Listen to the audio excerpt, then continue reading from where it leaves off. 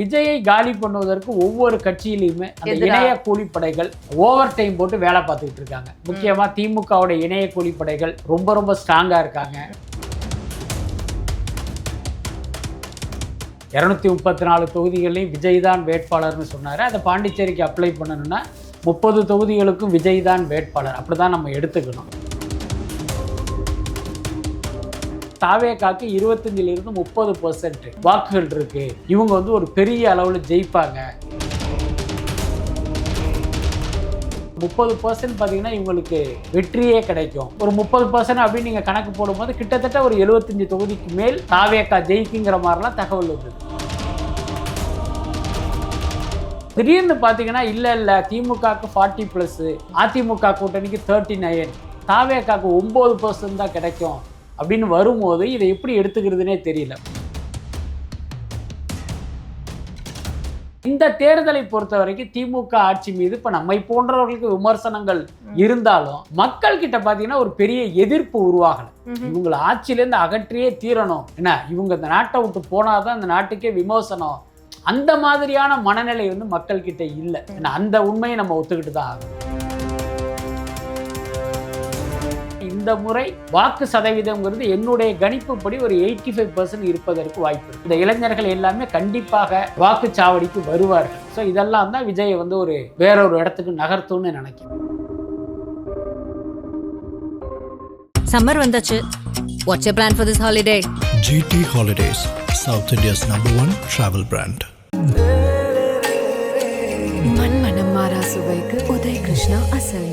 இப்போது புதிய அறிமுகம் ஆச்சி ஹோட்டல் சாம்பார் 50 கிராம் ரூபாய் 20 மட்டுமே. இன்னைக்கு என் கூட பத்திரிகையாளர் வலைப்பேச்சு பிஸ்மி அவர்கள் தான் இணைஞ்சிருக்காங்க. Hi sir. வணக்கம். வணக்கம் சார். இப்போ புதுச்சேரியில வேட்பாளர்லாம் அறிவிச்சிட்டாங்க தாவேகால. ஸோ அடுத்து அவங்க எப்போ சார் பிரச்சாரம் ஆரம்பிக்க போறாங்க? ஏன்னா மற்ற கட்சிக்காரங்க எல்லாருமே பிரச்சாரத்தை ஆரம்பிச்சிட்டாங்க, இவங்க எப்போ அடுத்து ஆரம்பிக்க போறாங்க? ஆமா, அது விஜய்க்கு மட்டுமே தெரிந்த ரகசியம். அது குறித்தெல்லாம் அவங்கள நம்பி நீங்க எந்த கருத்தும் சொல்லிட முடியாது. ஏன்னா ஒவ்வொரு முறையும் தாவேகாவிலிருந்து இப்படி நடக்கும் அப்படி நடக்கும்னு அந்த நிர்வாகிகளே சொல்லிட்டு இருக்காங்க. ஆனா நீங்க வெயிட் பண்ணி பார்த்தீங்கன்னா அப்படி எதுவும் நடக்கிறது இல்லை. அதனால இந்த விஷயம் குறித்து கூட நம்ம யூகமா சொன்னா கூட அது நடக்குமாங்கிற ஒரு டவுட் இருக்கு. எல்லாத்துக்கும் மேல நான் கேள்விப்பட்டது என்ன அப்படின்னா, இன்னும் தமிழ்நாட்டுக்கான வேட்பாளர் பட்டியலை தாவேகா தரப்புல இருந்து இன்னும் வெளியிடலை. ஸோ இப்போ அந்த வேட்பாளர் பட்டியலை அறிவித்த பிறகு இவர் பிரச்சாரத்துக்கு கிளம்ப போறாருங்கிற மாதிரி ஒரு தகவல் இருக்கு. பட் அதே நேரம் பார்த்தீங்கன்னா உங்களுக்கு புதுச்சேரிக்கு தமிழ்நாட்டுக்கான ஷெடியூலை நீங்கள் அப்ளை பண்ண முடியாது. அங்கே கொஞ்சம் அட்வான்ஸாக தேர்தல் நடக்கிறதுனால இந்நேரம் அவர் பாண்டிச்சேரிக்கு கிளம்பி போயிருக்கணும். ஆனால் அப்படி ஒரு அட்டெம்ப்ட் எதுவும் நடந்ததா தெரியல. பட் அதே நேரம் நமக்கு அந்த தாவேகாவுடைய வேட்பாளர் பட்டியலே ஒரு பெரிய அதிருப்தி இருக்கு. நேற்று வரைக்கும் பாஜக அமைச்சராக இருந்த ஒருத்தருக்கு சீட்டு கிடைக்கல.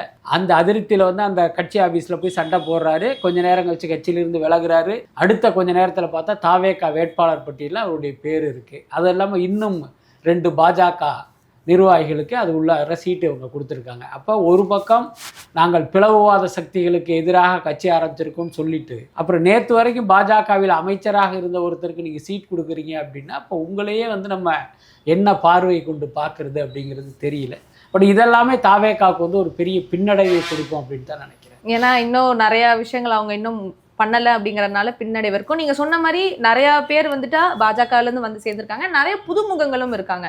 ஸோ அது அகைன் தனித்து ஒரு கட்சி நிற்குதுங்கிறப்போ புதுமுகங்கள் இருக்கிறது அதுக்கு பலமா பலவீனமாக? அதாவது விஜய் கட்சியை பொறுத்த வரைக்கும் யாரு நிற்கிறாங்கிறது கவலை இல்லை. ஏன்னா அங்கே விஜயே சொன்ன மாதிரி 234 தொகுதிகளையும் விஜய் தான் வேட்பாளர்னு சொன்னார். அதை பாண்டிச்சேரிக்கு அப்ளை பண்ணணும்னா 30 தொகுதிகளுக்கும் விஜய் தான் வேட்பாளர், அப்படிதான் நம்ம எடுத்துக்கணும். அதே நேரம் இந்த உண்மை தாவேகா மேலிடத்துக்கே தெரியலை அப்படிங்கிறது தான் ஒரு பெரிய துரதிருஷ்டவசமான உண்மை. முக்கியமா விஜய்க்கு நீங்க மேடையில பேசுறீங்க எல்லா தொகுதிக்கும் நான் தான் வேட்பாளர் அப்படின்னு. அப்போ 30 தொகுதிகளுக்கு நீங்க ஒரு புதுமுக வேட்பாளர்களை நிறுத்தி இருக்கலாமே. எதுக்கு நீங்க பாஜக அமைச்சரா இருந்தவர், பாஜக எம்எல்ஏவா இருந்தவர், அதிமுக எம்எல்ஏவா இருந்தவருக்கெல்லாம் எதுக்கு நீங்க சீட் கொடுக்கணும்? அதுக்கு அடுத்து பாத்தீங்கன்னா பாண்டிச்சேரியில் இருக்கிற ஒரு லெட்டர் பேடு கட்சி, ஒரு முன்னாள் சுயேட்சை எம்எல்ஏ, அந்த கட்சியோட தாவேகா கூட்டணி அமைத்து போட்டியிடுதுன்னு சொல்லிட்டு அவங்களுக்கு 2 தொகுதியை ஒதுக்கியிருக்காங்க. இப்போ என் கேள்வி என்னன்னா, இப்போ அவர் வெற்றி அடைந்தால் யாருடைய செல்வாக்கில் ஜெயிச்சதா நம்ம கணக்கில் எடுத்துக்கிறது? அவர் வெற்றிக்கு விஜய் காரணமா, இல்லை அந்த கேண்டிடேட்டுடைய தனிப்பட்ட செல்வாக்கு காரணமா? இப்போ இந்த மாதிரியான குளறுபடிகள்லாம் இருக்கு. எனக்கு தெரிஞ்சு இதையெல்லாம் தவிர்த்துட்டு முழுக்க முழுக்க புதுமுகங்களை வந்து இவங்க களத்துல இறக்கியிருந்தா அந்த வெற்றிக்கான கிரெடிட் வந்து மொத்தமாவே விஜய்க்கு போயிருக்கும். ஸோ அந்த வாய்ப்பு இப்ப இல்லாம போயிடுச்சு. சரி, இப்போ அகைன் தனித்து நிக்கிறாங்க அப்படிங்கிறப்போ நிறைய கட்சிகள் இப்போ நேத்து கூட திமுகல வந்துட்டு யார் யார் எந்த தொகுதியில நிக்கிறாங்க, எல்லா கட்சிக்கும் எவ்வளவு சீட்ஸ் அப்படிங்கிறது அறிவிச்சிருந்தாங்க. இப்போ தனித்து நிக்கிறாங்க, இவங்க அடுத்த கூட்டணி இன்னும் 1 மாசம் இருக்கு. ஸோ கூட்டணி இருக்குமா இருக்காதா என்ன? ஏன்னா இஃப்தார்ல வந்துட்டு விஜய் அவர்கள் கூட்டணி இல்லை அப்படின்னு சொல்லிட்டாரு. இது கூட்டணி கிடையாது, அதுல எந்த மாற்றமும் இல்லை. தாவேகா தனித்து தான் நிற்க போகுது.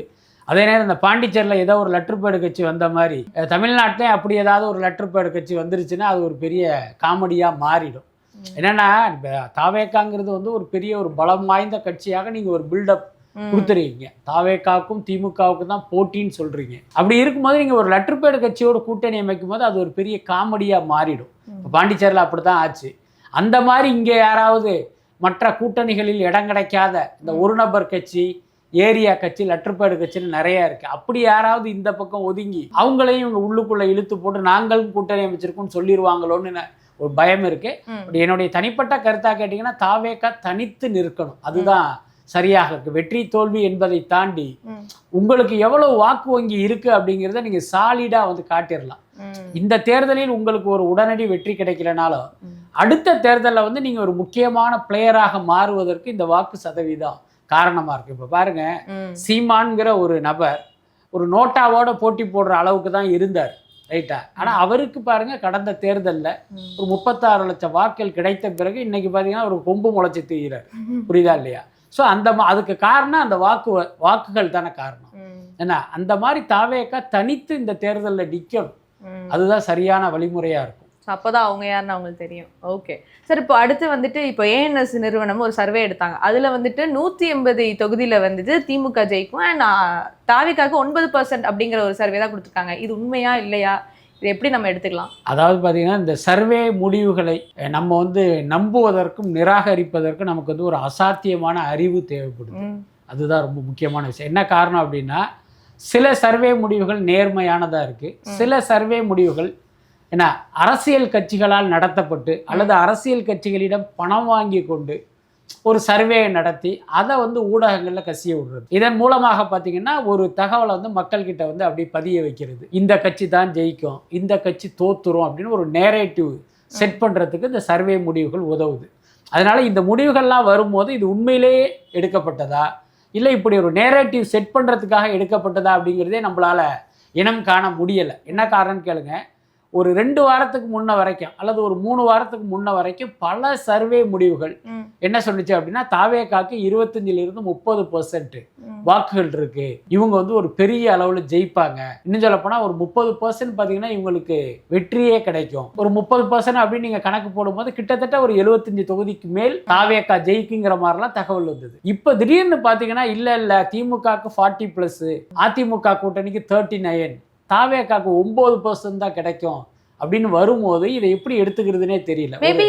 2 வாரத்துல ஒரு கட்சியினுடைய வாக்கு சதவீதம் இந்த அளவுக்கு குறைஞ்சிடுமா? இப்ப நீங்க கேக்குறீங்க, ஒருவேளை இந்த திரிஷாவை கல்யாணத்துக்கு கூட்டிட்டு போனது, இந்த பிரச்சனையினால் அவருடைய மனைவி விவாகரத்து விஷயம் இதனால குறைஞ்சிருக்குமான்னு நீங்க ஒரு கேள்வி கேட்குறீங்க. அது நியாயமான கேள்வியும் கூட.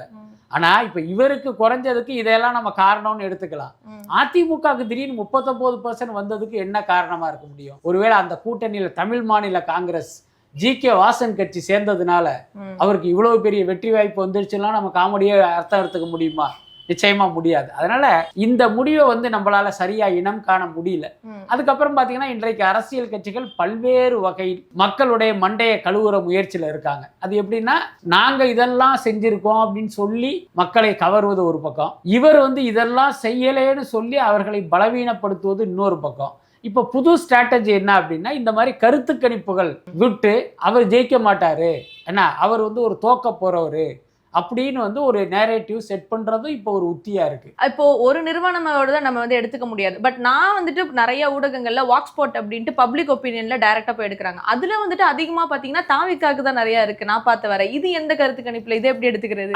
அதுதான் சொல்றேன். இப்ப ஒரு கருத்து கணிப்பு முடிவு அப்படிங்கிறது இவங்க வந்து ஒரு 200 பேர்கிட்டயே 2000 பேர்கிட்டயே கேட்டுட்டு அதன் அடிப்படையில் இவங்க ஒரு ரிசல்ட்டை வெளியில சொல்றது. இப்ப நீங்க சொல்ற பப்ளிக் ஒப்பீனியன்ங்கிறது அவங்க சொல்றதையே நம்ம பார்க்கிறோம். அது வந்து ஏஐ மூலமாக சொல்லப்பட்டது இல்லை, ஒரு ஹியூமன் அந்த கேமரா முன்னால் நின்று பேசுறதே நம்ம பார்க்குறோம். அப்போ இதை தான் நம்ம எடுத்து ஆகணும். ஆனால் அப்படி பார்க்கும்போது பல தொகுதிகளில் ஊடகங்கள் போய் பப்ளிக்கிட்ட கேட்கும்போது நிறைய பேர் தாவேக்காக ஆதரவாக இருக்கிறத பார்க்க முடியுது. அப்போ இதுதான் மக்களுடைய மனநிலை அப்படிங்கிற முடிவுக்கு தான் நம்ம வர வேண்டியதாக இருக்குது. பட் அதே நேரம் ஒரு யதார்த்தத்தை நம்ம ஒத்துக்கணும். ஒவ்வொரு தேர்தல்லையுமே ஒரு அலை அடி. என்ன அலை?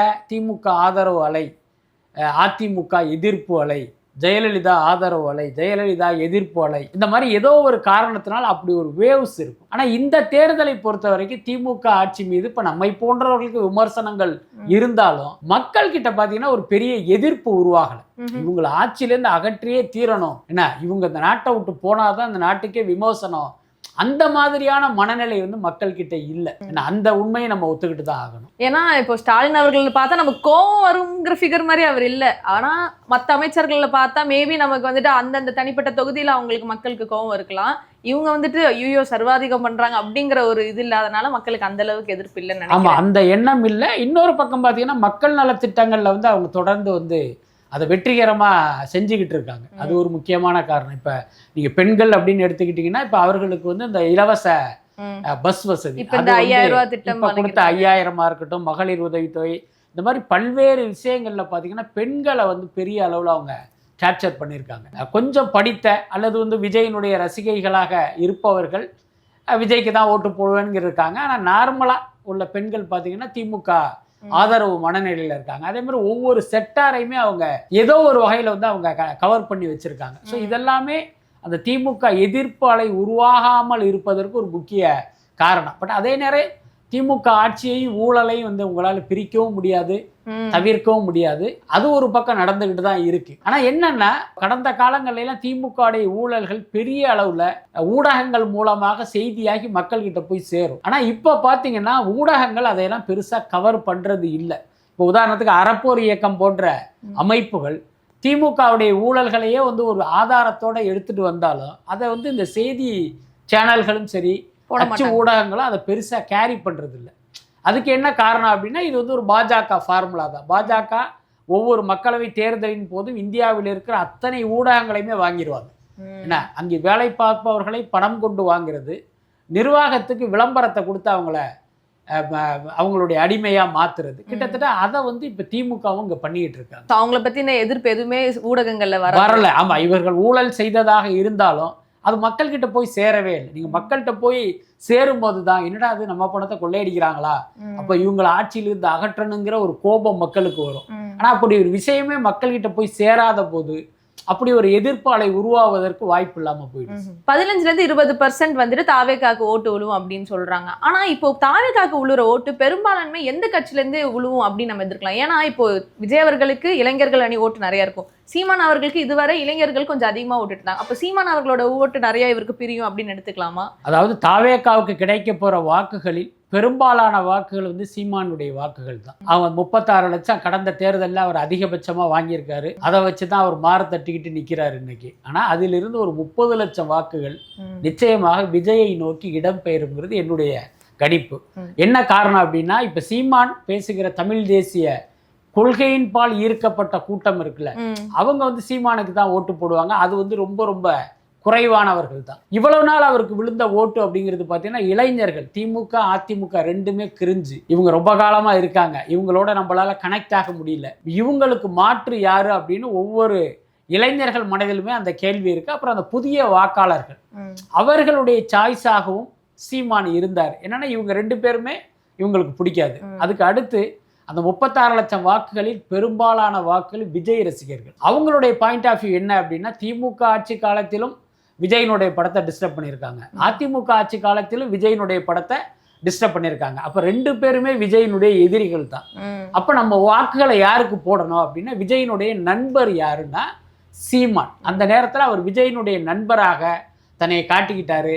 போகிற இடமெல்லாம் விஜயை தம்பி தம்பின்னு பயங்கர பாசத்தை புழிஞ்சு ஏதோ இவங்க ரெண்டு பேரும் ஒரு 40 வருஷம் நட்பு மாதிரியான ஒரு தோற்றத்தை ஏற்படுத்தினாரு. அதை இந்த ரசிகர்கள்லாம் நம்பி நாம் தமிழருக்கு வாக்களிச்சாங்க, ரைட்டா? ஆனால் இன்னைக்கு விஜயே கட்சி தொடங்கிட்டாரு, சீமான் விஜய்க்கு எதிராக வந்து பல்வேறு கருத்துக்களை பேசிக்கிட்டு இருக்காருக்கும் போது அந்த வாக்குகள் அப்படியே சாலிடா தாவேகாக்கு போயிடும். அதுக்கப்புறம் விடுதலை சிறுத்தைகள் கட்சியில ஒடுக்கப்பட்ட மக்களுடைய வாக்கு வங்கி வந்து அந்த கட்சிக்கு இருக்கு. ஆனா உண்மை என்ன அப்படின்னா, ஒடுக்கப்பட்ட சமூகத்தில் உள்ள பலர் விஜய்க்கு வந்து ஓட்டு போடுவதற்காக ஒரு மனநிலையில இருக்காங்க. அதனால அவர்களுக்கும் ஒரு பெரிய சேதாரம் இருக்கும். அப்புறம் வழக்கம் போல் அதிமுகவுடைய இத்தனை நாள் வாக்கு செலுத்தியவர்களும் கூட விஜய்க்கு போடுவதற்கு வாய்ப்பு இருக்கு. என்னன்னா விஜய் வந்து ஒரு புது பிளேயரா உள்ள வர்றாருக்கும் போது புதுசாக வாக்குகள் வானத்திலே தான் குதிக்க போகுது. இங்கு ஏற்கனவே போடப்பட்ட வாக்குகள் வந்து அப்படியே இந்த பக்கம் கன்சாலிடேட் ஆகும். எல்லாத்துக்கும் மேல ஒவ்வொரு தேர்தல்லையுமே பார்த்தீங்கன்னா அந்த வாக்களித்தவர்களுடைய சதவீதம் அளவுக்கு வாக்களிக்காதவர்களுடைய கூட்டம் இருக்கும். நீங்க பார்த்தீங்கன்னா 55%, 60% தான் போலிங்கே இருக்கும். அப்போ ஒரு 40% வாக்களிக்காதவர்கள் இருப்பாங்க. நிறைய இளைஞர்கள் போட மாட்டாங்க. ஆமா, ஏன்னா அவனை பொறுத்த வரைக்கும் அந்த நேரத்தில் நான் ஒரு வெப் சீரிஸ் பார்த்துருவேன், அந்த இதுக்காக நேரத்துல ஊருக்கு ரீல்ஸ் போய் டிராவல் பார்த்துருவேன். பண்ணி நான் ஆமா, போடுமா இப்ப இவர்கள் எல்லாமே விஜய் அரசியலுக்கு வந்ததுனால் நிச்சயமாக மாறும். நீங்க வேணா பாருங்க, இந்த முறை வாக்கு சதவீதம்ங்கிறது என்னுடைய கணிப்புப்படி ஒரு 85% இருப்பதற்கு வாய்ப்பு இருக்கு. நிறைய ஏன்னா இந்த இளைஞர்கள் எல்லாமே கண்டிப்பாக வாக்குச்சாவடிக்கு வருவார்கள். ஸோ இதெல்லாம் தான் விஜய் வந்து ஒரு வேறொரு இடத்துக்கு நகர்த்தும்னு நினைக்கிறேன். அது மொத்தமா ஓட்டோட கேமே மாத்தும்னு நினைக்கிறேன் கண்டிப்பா. Okay sir. அதே போல தாவேக்கால வந்துட்டு நீங்க சொன்னீங்களே வேட்பாளர் இன்னும் தமிழ்நாட்டுல வந்துட்டு சூஸ் பண்ணல, அதுல வேட்பாளர் சூஸ் பண்றதுக்கே நிறைய பிரச்சனைகள் போயிட்டு இருக்கு அப்படின்லாம் சொல்றாங்க. அது உண்மையா? இல்லை, அது செய்தியாக வருது. முக்கியமாக ஒவ்வொரு தொகுதிக்கும் 5 கோடி ரூபா கேட்குறாங்க அப்படின்னு ஒரு தகவல் வருது. ஆனால் இதில் பெரிய கொடுமை என்ன அப்படின்னா, எல்லா கட்சிகளுமே அவர்களுடைய வேட்பாளர்களிடம் பணம் கேட்கறது தான் வழக்கம். முதல்வர் ஸ்டாலின் இத்தனை நாள் அந்த விருப்ப மனு கொடுத்தவர்கள்ட்ட நேர்காணல் பண்ணார்ல, அந்த நேர்காணலில் என்ன கேட்பாங்க? வாட் இஸ் யுவர் நேம்னா கேட்க போகிறாங்க, நீ எவ்வளவு செலவு பண்ணுவ, உனக்கு என்ன கெப்பாசிட்டி இருக்குன்னு தான் கேட்பாங்க. ஆனால் அது ஒரு செய்தியாக மாறலை. எடப்பாடி பழனிசாமி என்ன சொன்னார்? இத்தனை கோடி இருந்தால் தான் நான் சீட்டு தருவேன்னு அவர் எல்லா நிர்வாகிகள்கிட்டையும் வெளிப்படையாகவே பேசிக்கிட்டு இருக்காரு. அது ஒரு கான்ட்ரவர்சியாக மாறலை. ஆனால் விஜய் கட்சியில் போட்டியிடுகிறவர்களுக்கு 5 கோடி ரூபாய் இருக்கான்னு கேட்டது அது ஒரு செய்தியாக மாறி, பாருங்க 5 கோடி கேட்குறாங்க அப்படிங்கிறதே ஒரு குற்றச்சாட்டாக சொல்லப்படுது. பட் என்னன்னா, இன்றைய தேர்தல் அரசியலில் இந்த பணம் செலவு பண்ணுவதுங்கிறது தவிர்க்க முடியாது. பணம் செலவு செய்தால்தான் வெற்றி பெற முடியுங்கிறது தான் யதார்த்தம். எல்லாத்துக்கும் மேலே வாக்குகளுக்கே 5000 10,000 கொடுத்து வந்து இவங்க பழக்கப்படுத்திட்டாங்க. அது இல்லாமல் வெற்றிங்கிறது சாத்தியம் இல்லை. அதனால தாவேக்காவும் அப்படியான ஒரு இடத்துக்கு போயிடுச்சுன்னு நினைக்கிறேன். பட் என்ன இருந்தாலும் அது வந்து ஒரு தவறான அணுகுமுறை தான். ஏன்னா இவங்க 2 பேரும் பண்ணுறது தப்புன்னு தானே உங்கள் பின்னால் ஒரு கூட்டம் வந்திருக்கு. அதுக்கடுத்து நீங்கள் என்ன சொன்னீங்க? நான் வந்து ஒரு மாற்று அரசியலை முன் வைக்க போகிறேன்னு தானே சொன்னீங்க. அதை நம்பி தானே மக்கள் உங்களுக்கு ஓட்டு போட தயாராக இருக்காங்க. அப்போ நீங்களும் 5 கோடி கொடு அப்படின்னு கேட்டால் என்ன அர்த்தம்? இப்போ உங்கள் கட்சியில் போட்டியிட ஒருத்தன் விண்ணப்பிச்சிருக்கான், அவன்கிட்ட 5 கோடி கேட்குறீங்க. அவன் ஆர்வ கோளாறுல கடனை வாங்கி 5 கோடி கொடுக்குறான். இப்போ அவன் தோத்துட்டான்னு வச்சுக்கோங்க, அவன் நிலைமை என்ன ஆகுறது? அவன் ஒரு கந்து வட்டிக்கு வாங்கி 5 கோடி கொடுத்துருந்தான்னா அவன் வம்சமே பார்த்தீங்கன்னா அந்த கந்து வட்டிக்காரன்ட்ட அடிமையாக போயிடுவான். இல்லைனா அவன் தற்கொலை தான் பண்ணிக்கணும். அதுக்கடுத்து இவன் ஜெயிக்கிறான்னு வச்சுக்குவான். அவன் செய்கிற முதல் வேலை என்னன்னா, அந்த 5 கோடியை அடைக்கணும். அதுக்கு அவன் ஊழல் பண்ணணும். அப்புறம் 5 கோடி கொடுத்து தானே நம்ம ஜெயிச்சோம் அப்படின்ட்டு அவன் வந்து 50 கோடிக்கு ஊழல் பண்ணுவான். அப்போ இந்த ஊழல் தொடர்வதற்கு நீங்களும் எப்படி காரணமாக இருக்க முடியும்? அதனால விஜய் வந்து மாற்று அரசியல்னு சொன்னா பத்தாது, அது செயலிலும் காட்டணும். ஆனா இப்போ என்னன்னா, இவங்க என்ன தாவேக்கா என்ன செஞ்சாலும் அது வெளியே வந்துருது நியூஸா. ஆனா திமுக செய்யறது வெளியே வர மாட்டேங்குது. ஆமா, அதுக்கு என்ன காரணம் அப்படின்னா, விஜயை காலி பண்ணுவதற்கு ஒவ்வொரு கட்சியிலுமே அந்த இணைய கூலிப்படைகள் ஓவர் டைம் போட்டு வேலை பார்த்துக்கிட்டு இருக்காங்க. முக்கியமா திமுகவுடைய இணைய கூலிப்படைகள் ரொம்ப ரொம்ப ஸ்ட்ராங்கா இருக்காங்க. இன்னொரு பக்கம் நாம் தமிழர் கட்சியில் உள்ள இணைய கூலிப்படைகளும் விஜய்க்கு எதிராக வந்து பயங்கரமா இயங்கிக்கிட்டு இருக்காங்க. அப்ப இங்க சின்னதா தாவேக்கா குறித்து ஏதாவது ஒரு நெகட்டிவ் நியூஸ் கிடைச்சாலே அதை அவங்க பெரிய அளவில் அவங்க ஊதிடுறாங்க. இப்போ தாவேக்காவில் பார்த்தீங்கன்னா இருக்காங்க, இவங்களை விட வந்து பெரிய சக்தி வாய்ந்த படம் தான் தாவேக்காவில் இருப்பவர்கள். அவங்க பார்த்தீங்கன்னா இதை எப்படி முறியடிப்பது அப்படின்னு தெரியாமல் ஒரு ஆபாச தாக்குதலை வந்து அவங்க முன்னெடுக்கிறாங்க. அதனால அது எடுபடாமல் போயிடுது. சரி, இப்போ அதே போல் ஒரு தொகுதியிலையும் வேட்பாளர் நிற்க வைக்கிறது மோஸ்ட்லி வந்துட்டு எந்த மக்களோட ஜாதி அதிகமாக இருக்காங்களோ அந்த ஜாதியோட வேட்பாளரை தான் அங்கே தான் நிற்க வைப்பாங்க.